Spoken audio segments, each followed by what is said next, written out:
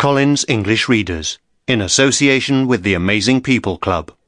Audio copyright, HarperCollins Publishers Limited, 2014. Amazing Leaders. Level 4. Gaius Julius Caesar, the powerful Roman leader.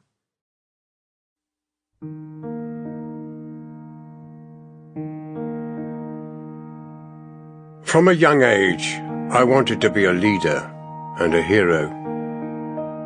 I fought hard to gain control of many territories for Rome.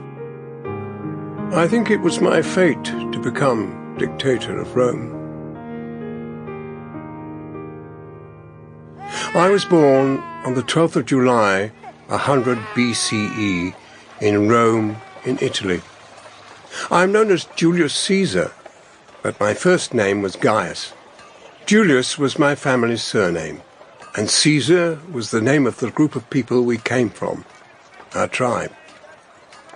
My mother's name was Aurelia, and my father was called Gaius Caesar. He was the governor of Asia Minor, and although he came from an aristocratic Roman family, we were not rich. We were not poor either, but there were many people who were far wealthier than we were. I had an enjoyable childhood, playing and fighting with my friends. I learned to ride at a young age and developed a passion for horses and racing. And we had many competitions to see who was the fastest, most fearless rider. I knew that it was important to be educated, but my father taught me that the most important thing was to know how to fight well. In our time, Rome had many enemies, and I knew about all of them. Rome was a republic, which meant that its rulers were elected by the people or their representatives.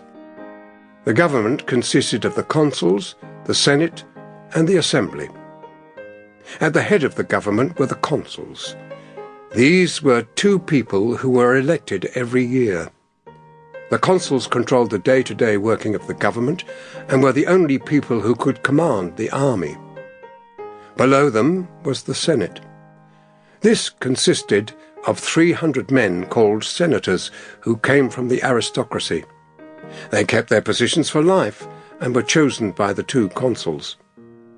The assembly was made up of all the ordinary men in Rome.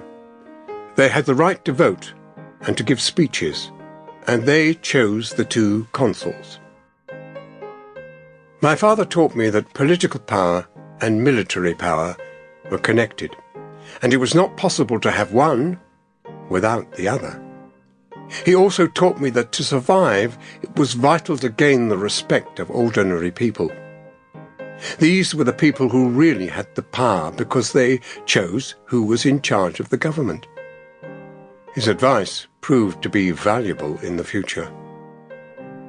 My youth was a time of civil war in Rome, with two groups fighting for control.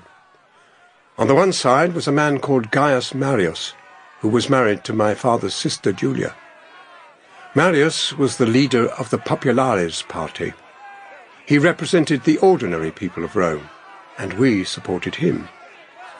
On the other side was a general called Sulla, who was from an aristocratic background. Both sides fought violently and committed terrible acts of war, but in 88 BCE, Sulla did something that nobody had done before. He led his army into Rome to try to take control of the city by force. The fighting continued. 4 years later, when I was 16 years old, my father died. Suddenly, as his eldest son, I became the leader of our family.